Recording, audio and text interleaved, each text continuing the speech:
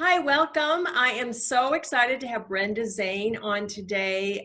Just recently met Brenda, and it's always really a pleasure to find moms who are on the same path, who are helping other moms, a fellow coach. Yay! I know it's really great. So I have a great interview ahead with Brenda. Let me read her bio, and we'll go from there. So Brenda is a family advocate, parent, coach, podcast host, and founder of an online community, The Stream, for moms of kids with substance use disorder. After going it pretty much alone for 5 years with her oldest son through his addiction, she left corporate America to serve other families, dealing with the fear, confusion, and helplessness parents usually feel when they have a kid who's misusing drugs or alcohol. Brenda focuses her efforts on getting and keeping parents healthy, mentally, physically, and spiritually, because healthier moms and dads are better able to help their kids.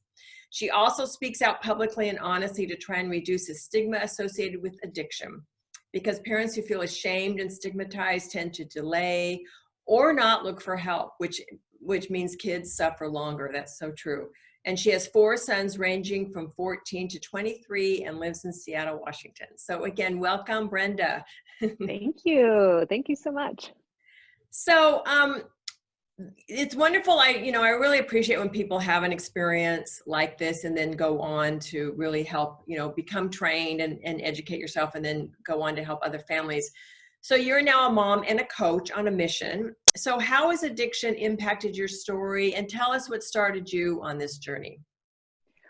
Well, I started on this journey about 7 years ago with my oldest son, who was starting to experiment, I think like a lot of kids do in high school, with a little bit of weed, a little bit of alcohol. There were some dynamics that had changed in our family. I had been recently divorced, and there was also some change in his friends. So when I look back now, I actually think that he's kind of the poster child for somebody who would end up with substance use issues. Of course, at the time, I didn't even know that there was such a thing. So, he went through 5 or so years of, I would say, sort of a slow and then pretty quick decline. He was really, in the beginning, very addicted to the kind of risky lifestyle that goes along with drug use. He, like I think many kids who go down this path, very loves risk, loves all that kind of excitement and danger.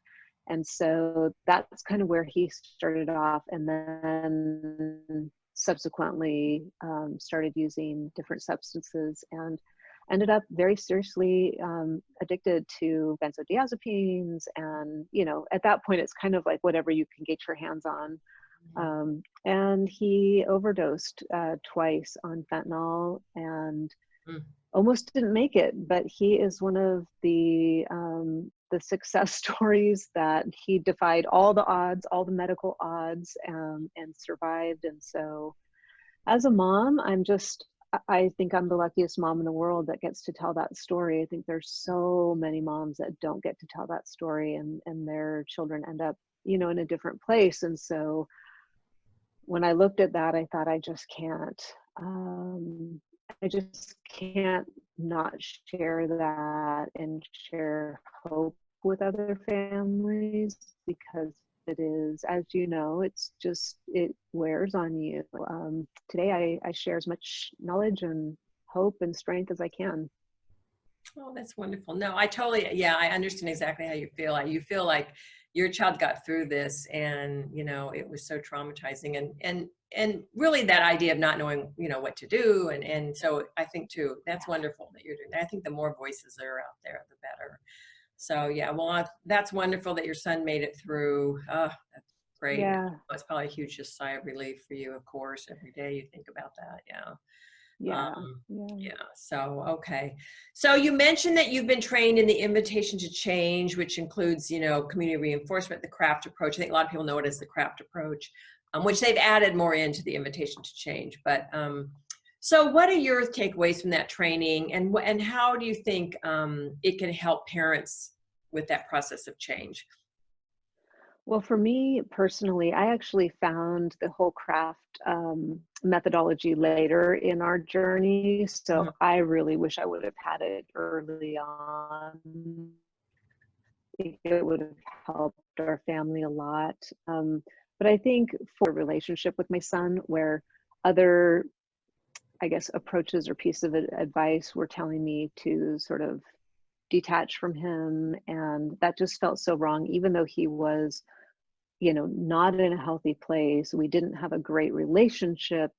I still felt like I wanted to keep that connection with him. And so for me personally, that was probably the greatest thing about following the craft approach, was to be able to have a relationship, but have it on terms that I could live with, Mhm. um, and that he could also live with. And it took a while to get there, right? That doesn't just happen naturally, but it really, I think in the end, helped us so much, because he was able to reach out to me when he needed help, Mhm. versus having no relationship with me. I think he probably would not have done that. So Mhm. there was a lot of benefit to that. And then for other parents, it gives you something that you can do. What I hear a lot from the moms that I work with is, I feel like there's nothing I can do. I'm just at this point where he or she isn't listening or isn't cooperating. And so some of the tools really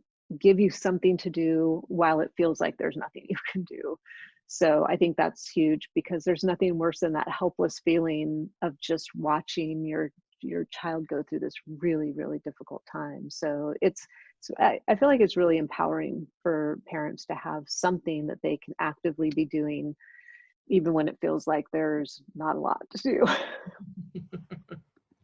No, great points. Yeah, I think the craft does get, yeah, you're told a lot to just do nothing. And I think a lot of parents get really frustrated with that because, it feels like there should be something they can do. So yeah, I love that. Yeah, that's one of the biggest takeaways. So good. And yeah, and I love their communication strategies, which is things that you can do the way you talk to your kids. So Yeah. yeah, good. Well, wonderful that you were trained. I know it's just been amazing how the training has progressed.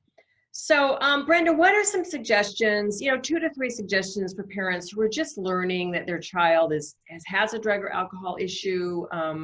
What are some things that you could say to them a couple things to start now? Right. Well, if you're just in that, I call it the deer in headlights phase, Mhm. where maybe you've just found, some drug paraphernalia or some drugs or alcohol in your child's backpack or their room, or you're just finding out that there's some use going on. I think the very first thing to do is to get plugged in to some sort of a community, whether that's a local community. I know right now we're starting to come out of COVID, but we're still, fairly restricted. Mhm. So finding an online support group, the partnership has some of those, but just really getting connected with someone else so that you don't feel like you're going through this alone, because you're not going through it alone. The problem is people don't talk about it. So when you're in your neighborhood, or if you're at the school or sports, people, this isn't a topic that people say, oh, guess what happened to me today. it's it's something that, everybody just stays really quiet about. And so then that keeps you feeling really isolated, and it just like you said earlier on, it prevents you from finding some of those resources. So I'd say number one, get plugged in so that you don't feel alone, and then start educating yourself. I think the most important thing in that very early phase is to realize that those substances are solving a problem for your son or daughter. It's not that they just, randomly stumbled upon this. And they may have, if they're younger, they may be just experimenting kind of in a party phase. But if there's repeated use and you're worried about it in that way, that means that they're solving something with those substances. So really starting to understand and to talk to them about that in a non-judgmental way, in a non-accusatory way, to say, hey, how does that make you feel? How does smoking weed make you feel? And why do you think that, is important to you right now? So being really curious. It's so easy in that phase to get angry and to start, taking things away and lots of punishment. And it's really, in learning these craft tools, that doesn't work. They're not going to just say, oh, you're right, that was a bad idea.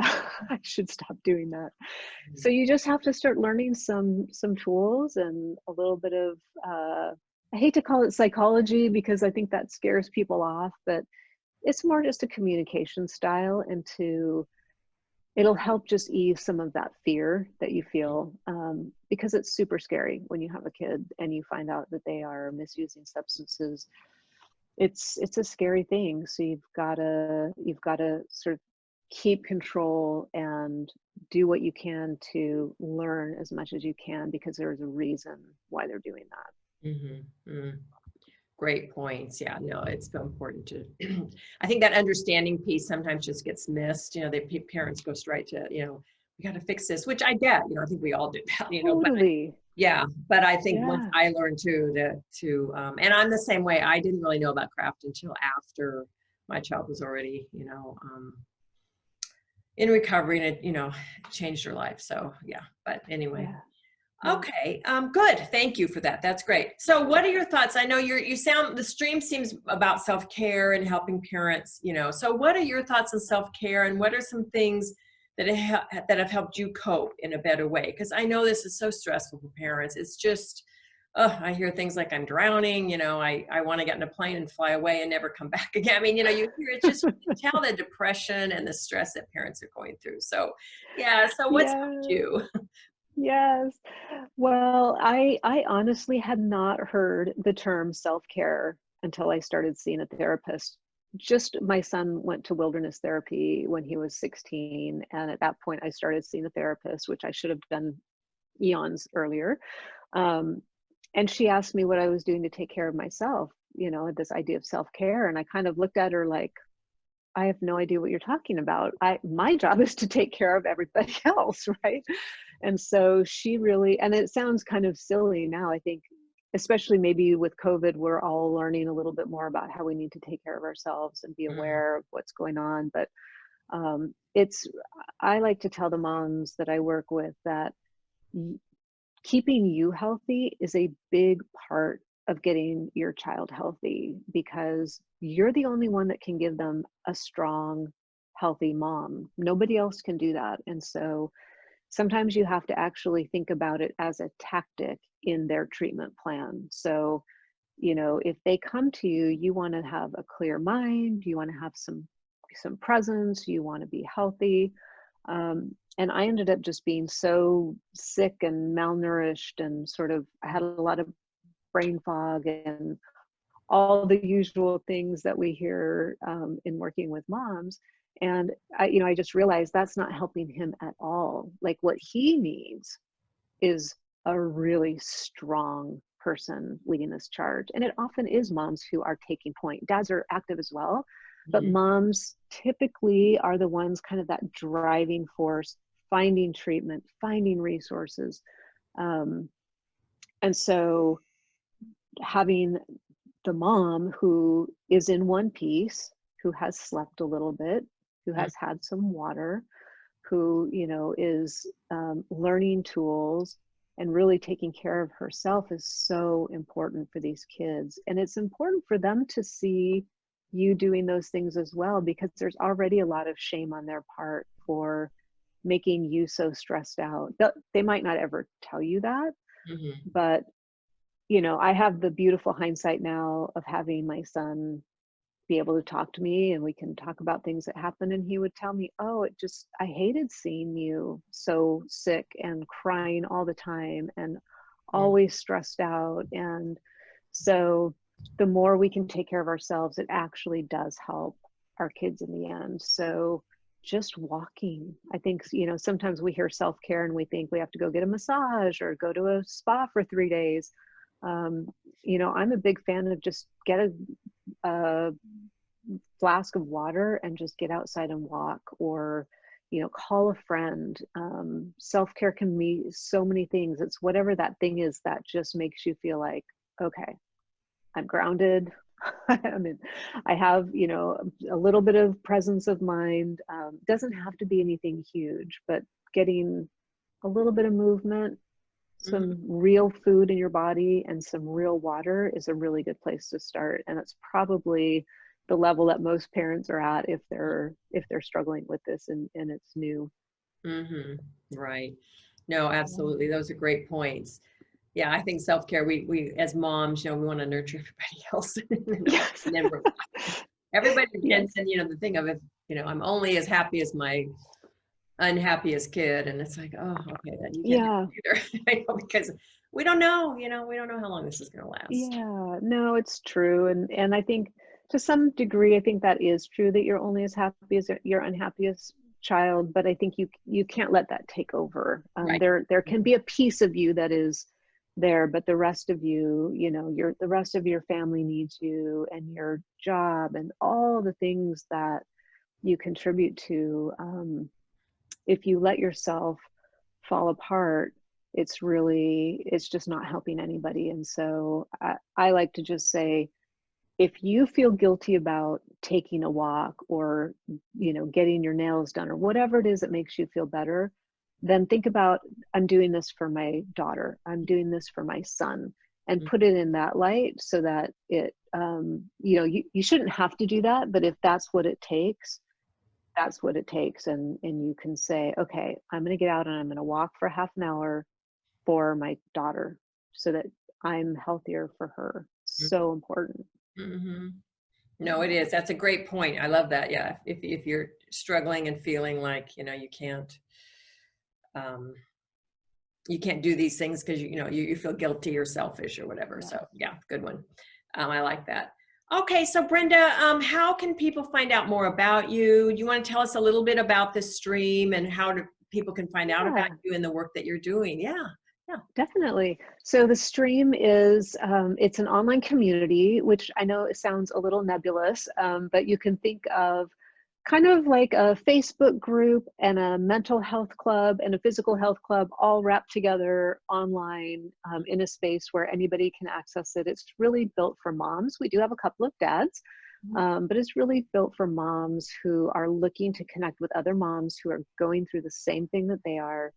They don't have to explain anything. They don't have to apologize for anything, and just have that connection without the stigma and all of the stuff that goes along with that. So it's a pay what you can membership, which is kind of unique. I built this because I thought, what would my nirvana be when I was going through it? What would I have wanted? And so that's how I built it. And you pay what you can. So I know everybody's in a different financial situation. Treatment costs a fortune. So many people are just tapped out from the financial drain of what substance use does. So you pay what you can and you come in and you just get support and a virtual hug from a bunch of other moms who are in your same shoes.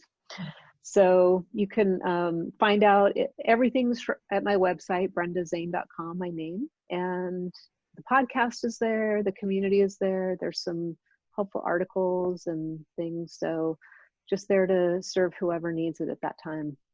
Okay. No, that's great. It's a wonderful new resource. Yeah, and it was, I'm so glad you reached out because I did not know about it. So I always love to know these new things. So great. That's good. I mean, I think the more parents have and moms, like you said, especially, I kind of found that too, that I had a group for a while with mainly moms, but I think their dads, there's a lot of dads who really would like help. So yeah, I that's, know. yeah. Yeah. So great. Well, great. Thank you so much for taking the time Yes. to share with us. And again, you guys check out the stream, online support. You can see what Brenda's doing there. And thank you for watching this video, and we'll catch you next time. Bye. Thanks, Kathy.